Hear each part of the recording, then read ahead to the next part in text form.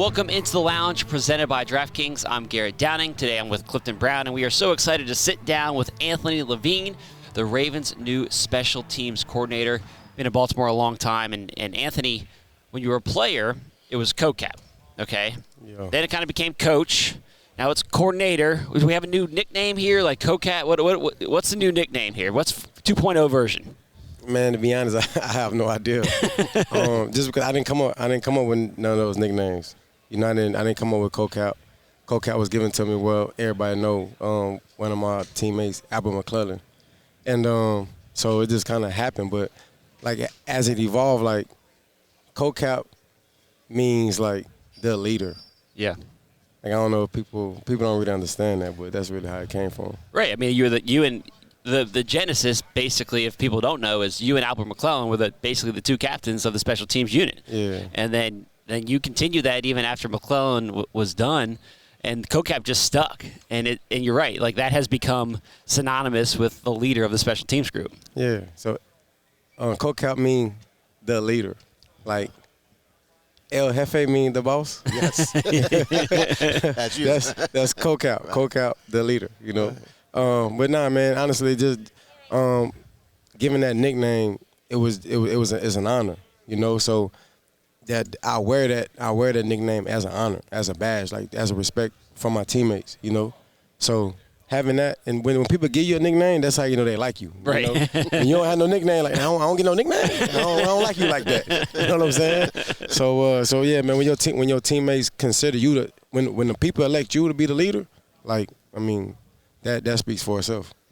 You obviously have made a quick and successful transition from player to coach.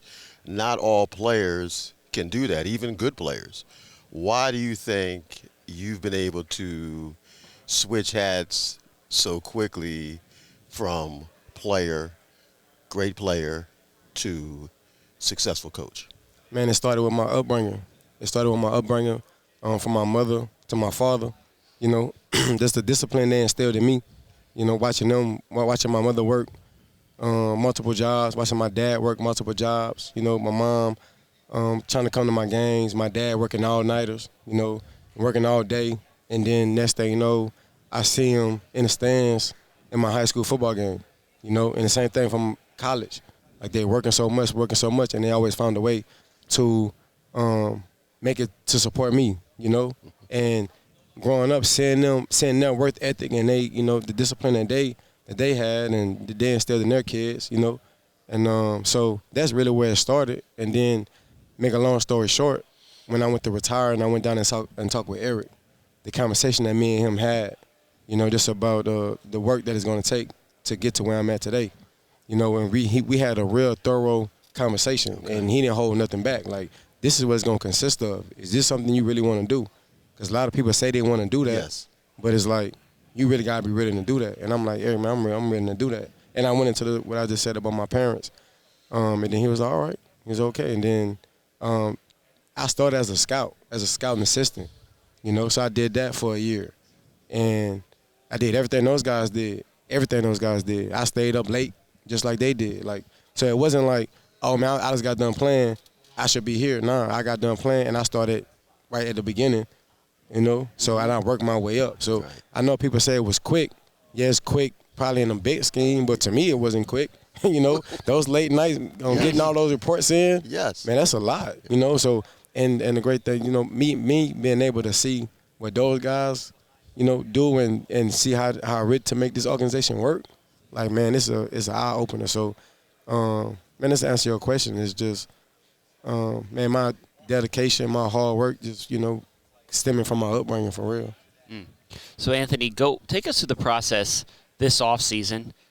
Obviously, it's changed, and the Ravens move on from John Harbaugh, and then a few weeks go by, and Jesse Minter comes in as the new head coach. And in that whole period, things are up in the air. You don't know exactly what's going to happen. You don't know who the next head coach is going to be. And for you and the other coaches, there's a lot of uncertainty about what the future holds. The Ravens hired Jesse Minter. You know him. He coached you when you were a player. Right. And then ultimately you end up getting the job as special teams coordinator. What was that process like, and what were the conversations like with Jesse and Eric before you ultimately ended up becoming the special teams coach?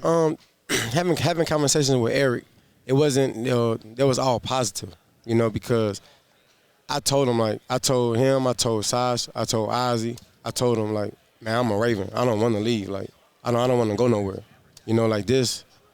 This organization just helped me so much in my life, provided everything that I needed, watched me grow up. And when everything went down, it was different, like something that I totally didn't expect. But had just me being in contact with Ozzy, talking with Sash, and talking with Eric, and just letting them know where I stand. Like, man, look, I'm a Raven, and this is what I want to do. So we always had positive conversation. It was never a conversation to where it was like, you're going to be the special teams coordinator, but it was always conversations like, you're going to have an opportunity to sit in front of whoever it may be, and let them see your greatness just like we see your greatness, And that's all I ever wanted. All I ever wanted, even as a player, was an opportunity. Just give me an opportunity, and that's how the conversation was. You're going to have an opportunity. Because what we see in you, but we want the Nets, whoever Nets head coach to be, to see that in you as well. We can't just make them take you. Like, we want them, and that's all I wanted. All I wanted was, man, just give me an opportunity. You put me in front of anybody, Mr. Cliff, now. You know what I'm saying? Just give me an opportunity. You feel me? Right. Just put me in front of anybody, put me in front of any situation. If there's opportunity, if there's something I want to do, all I want is opportunity. You know what I'm saying? Yes. And I was like, man, you give me that opportunity. That's all I can ask for. I don't want nothing else. You know what I'm saying? Yes. And that's what it was. So when they told me that, I was like, all right, bet, let's do it. And then I had other opportunities to interview at other places. And that helped me as well through the interview process. So interviewing with Tampa, that helped me to prepare for my interview with Jesse. Gotcha. So I'm doing that over Zoom with Tampa, and then when I get with Jesse, and me and Jesse, we having a conversation, and we having a great conversation. Now, again, Mr. Clear, and y'all get me in front of anybody, I can talk now. I get to talking, I'm sitting there, and then Jesse was like, all right, man, all that sound good. Let's go watch some film. Right. Let me see how you was in the film. Oh, when I get in front of that film now, and I get the coaching ball, that's when I really turn into, I know. So, man, I got in there, and I started with the clicker, and I started doing my thing. Right. And you could tell Jesse was just like, my energy, man, like, Yep. my passion for this phase of the game. So, so that process, man, I was in communication with him. Just about getting an opportunity, and then when I got that opportunity, I feel like, well, I did a good job, so that's why I'm here now. Now, I know you're a great communicator, as people are already seeing, because I remember conversations that I've had with you over the years. So I'm going to bring up two.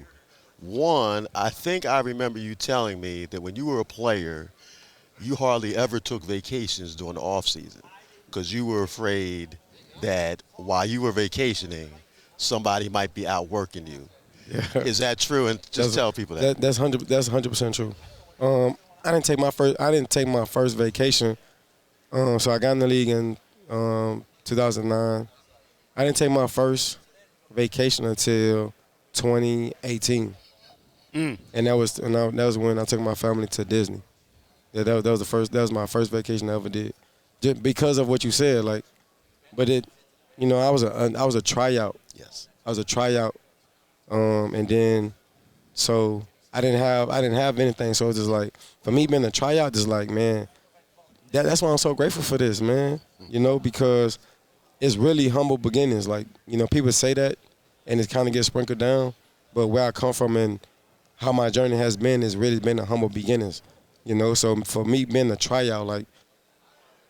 I went and tried out for a team that drafted a safety in the third round, that had a safety and free agent that they was about to pay. And, again, all I said was, man, just give me an opportunity. That's all I asked. Like, y'all don't have to sign me or nothing. Just give me an opportunity.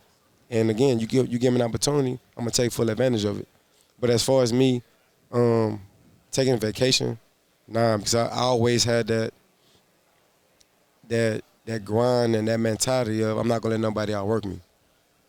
So, and I always felt like, and they come from high school, come from my dad. Like my dad told me one time that hard work beats ability 10 out of 10 times.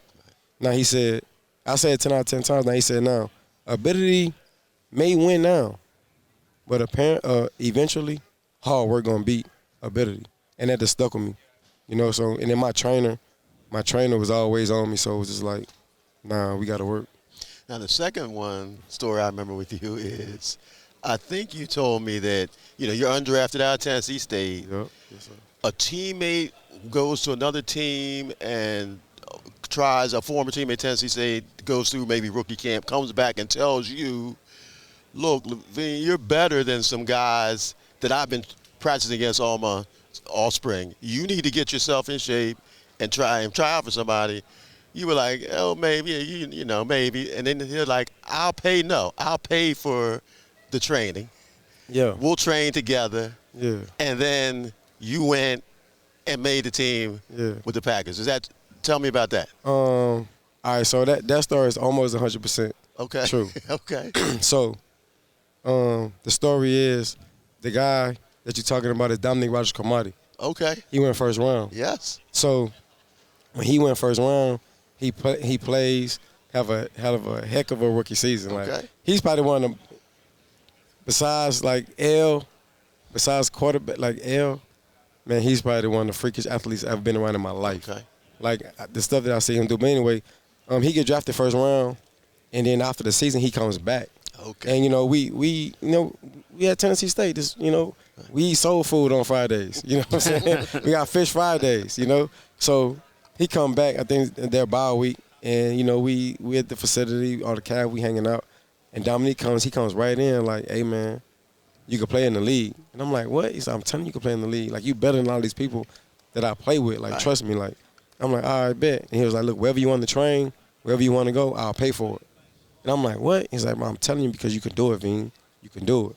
And I'll pay for it. And I was like, man, I appreciate it. But again, I never want nobody, I don't want nobody just to be doing stuff for me. But again, he believed in me that much. And I appreciate him for that. And I'll forever appreciate him for that.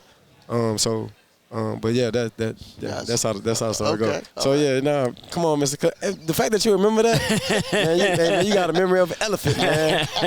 Cliff forgets nothing, man. He forgets nothing. Yeah. So so as a player, you go to the Packers, then you come to Baltimore. You have a long career in Baltimore as a player, and something that always stood out to me about you as a player, and now you have to take this mentality into the coaching world, is you embrace special teams. Like, you were like, I think some guys come out of college and they're not really that excited necessarily about special teams. They didn't play it that much. Where you were the opposite. Where you're like, this is my path. This is my way to stay in the league. This is the opportunity for me to make a name for myself. How did you embrace that mentality? And now as a coach, how do you try to get that from your players? It's the culture. It's the culture. So when I came into this organization and I walked into that locker room, man, the culture in there is it's impressive, and having guys, we had leaders that saw things in me, like James E. Hedibo, B.A., Sean Considine, Ladarius Webb, Eric Weddle, but Eric Weddle wasn't there then. Mm-hmm. But I had real special teams guys like Corey Graham. I had all those guys that was there. And then when they left that next year going into 2013, we in training camp, and I run down as a PP, and I make a tackle. And Sam Cook comes up to me after the game, and he's like, oh, no, he comes to me in the weight room. And he walks up to me, he said, man, if you could do that every game, you'll play in this league for a very long time. Mm. And I looked at him, I'm like, what? And he was like, man, I'm telling you. He said, man, you physical, you fast. He said, for you to run down there and make a play like that, he said, if you could do that, you could play in this league for a long time. And right then, it was like, okay, that's what I got to do. So I just kind of ran with it. And then, yeah, I just kind of ran with it. So I always had guys that'll say certain things to you, and it always stick with you, So being around those guys that embrace special teams and was playmakers on special teams that went to Pro Bowls on special teams, that's kind of like you start looking around and you start asking again. I come from Tennessee State where I wore the same cleats for a whole year and a half. And then I come into the league and it's like, man, switch those cleats off after 2 days.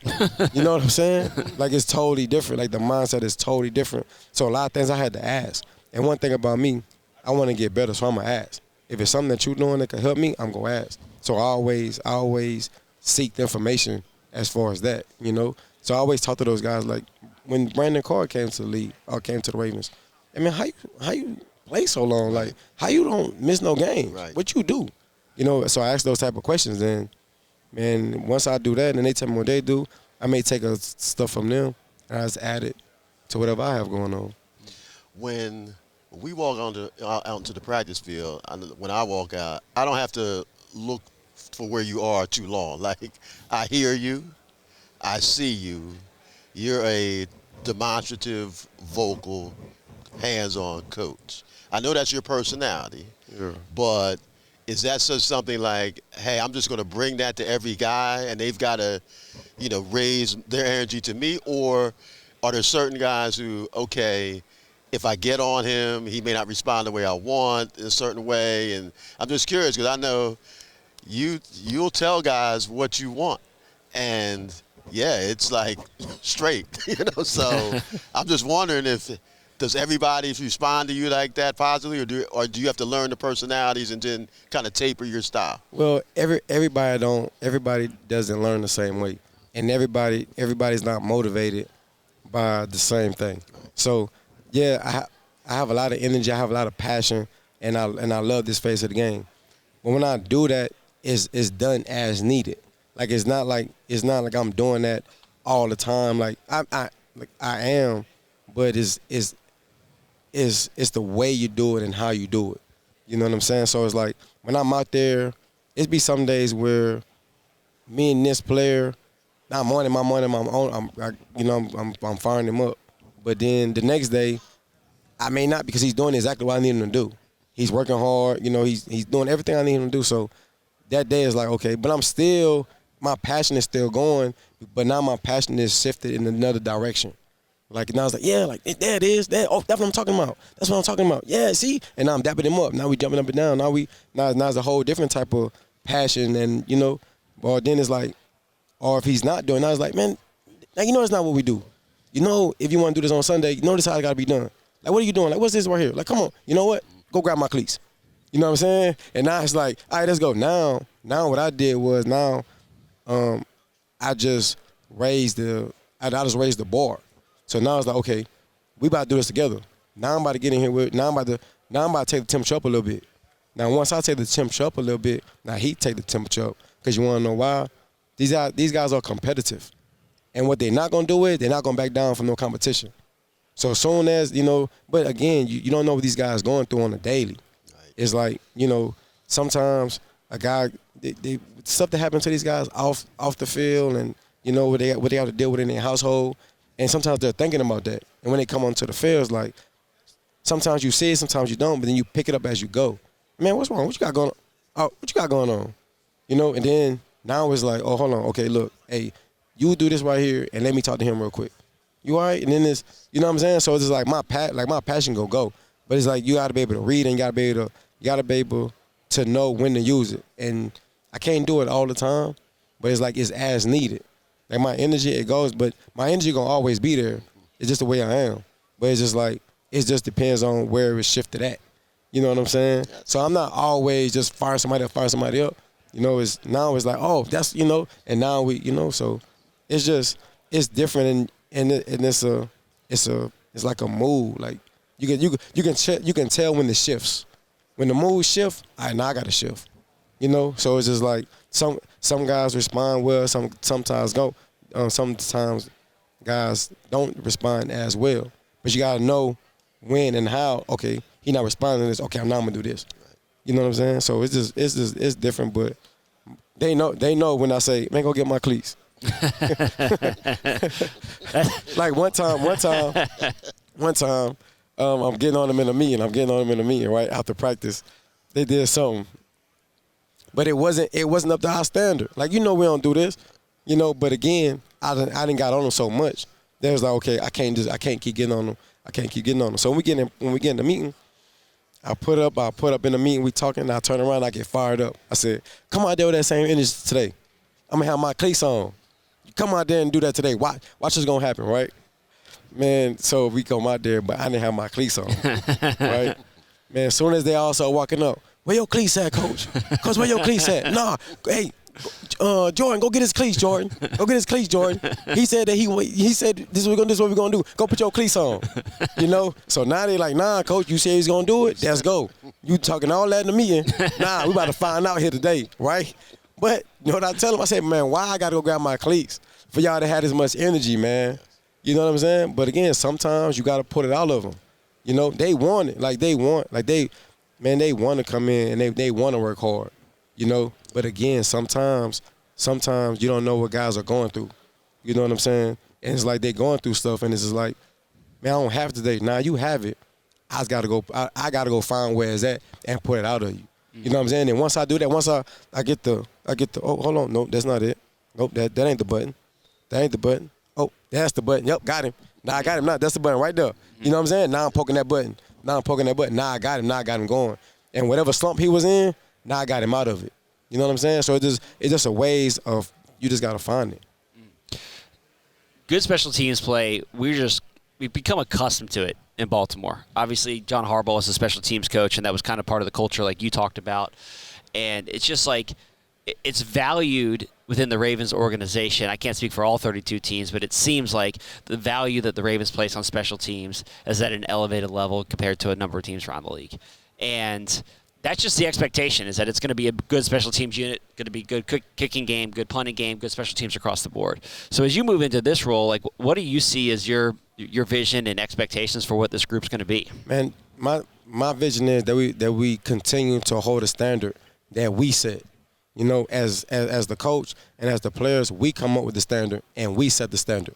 We mark that. So, man, we gonna be a team that's, again, that will continue to be physical, be fast, be smart, that plays on the edge.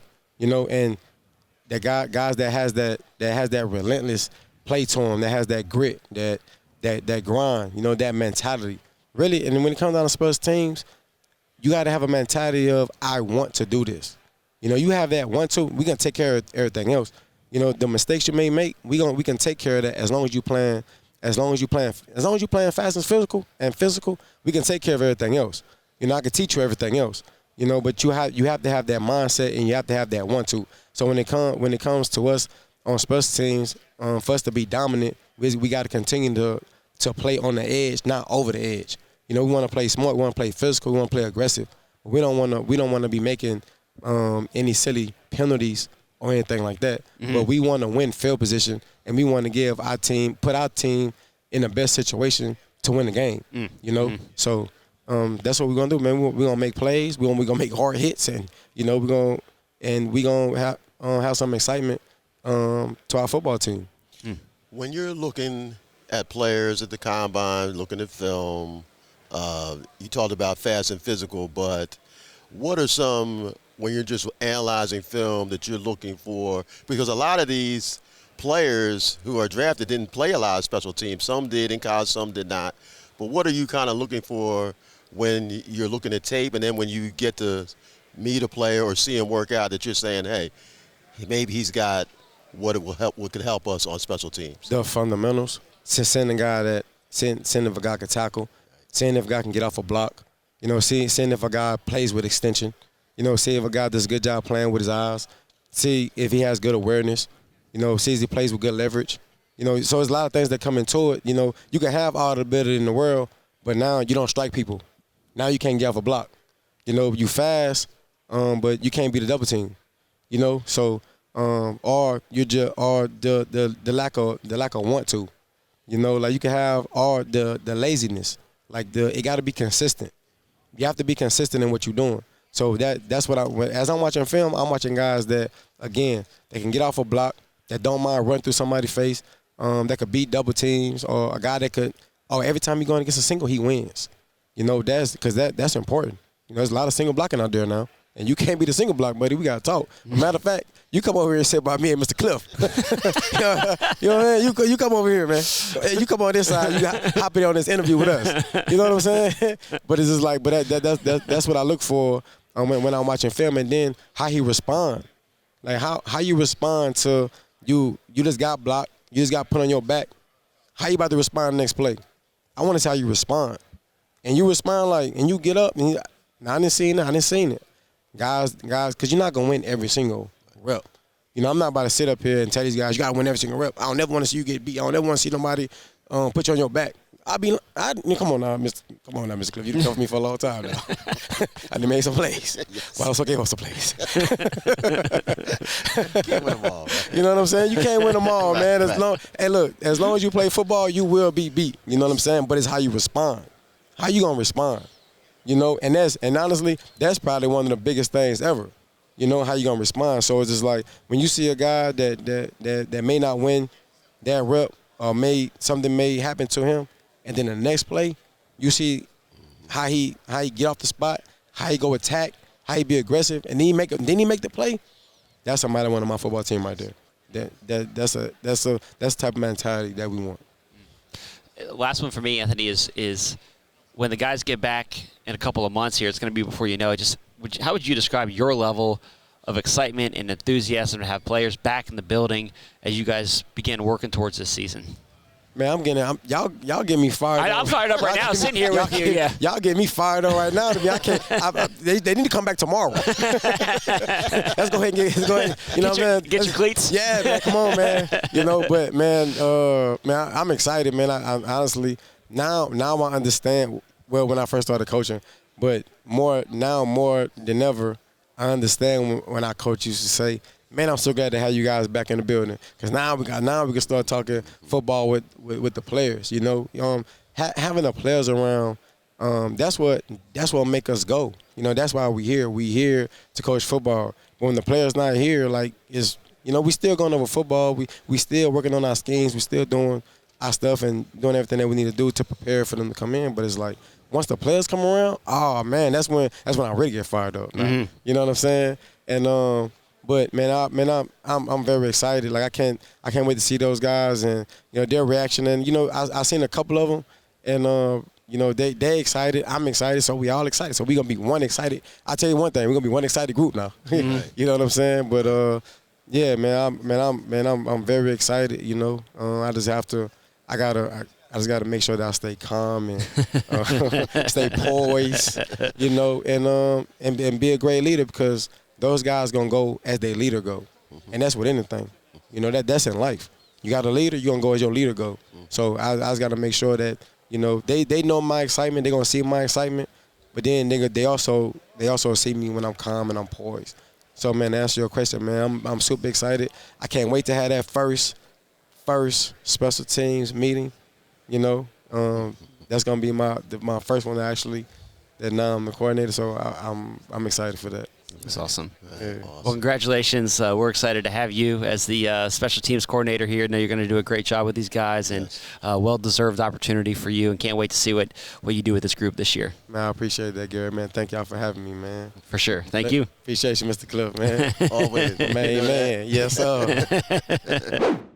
Welcome back into the lounge. We're coming to you from the SeatGeek studio. We want to mention our partners at DraftKings Sportsbook. They are an official sports betting partner of the Baltimore Ravens. DraftKings Sportsbook, the crown is yours. Well, really enjoyed sitting down with Levine. Got a lot of respect for him. And, me and Levine have one thing in common. We're big fans of Mr. Cliff. That's the main thing here. We are big fans of Mr. Cliff. So it's clear. You guys are buddies. Yes. Some players you connect with. You try to connect with everybody, but, just a natural thing sometimes where personalities click. And yeah, Levine's been here for a long time as a player, and, yes, we just got to know each other very well. I have a lot of respect for him, but he's easy to interview. The energy that he brings to a room is contagious. Some people bring energy, but it doesn't affect other people. The energy he brings affects everybody in the room. And I think that's one of his gifts as a coach. And so, when he walks into a team meeting room, it's almost like he should have his own theme music or something. It's like watching Denzel Washington, like when you hear the music, oh, something about to happen here. Uh-huh. That's how Levine is when he walks in the room every day, every practice. And I think that's one of the things that's going to make him an outstanding special teams coordinator. Yeah, I think that his story is just impressive across the board as a guy that goes from undrafted to playing a decade in the league to then becoming a scout, a coach, and then a special teams coordinator. Like, it's pretty remarkable that this was a guy who made a name for himself on special teams.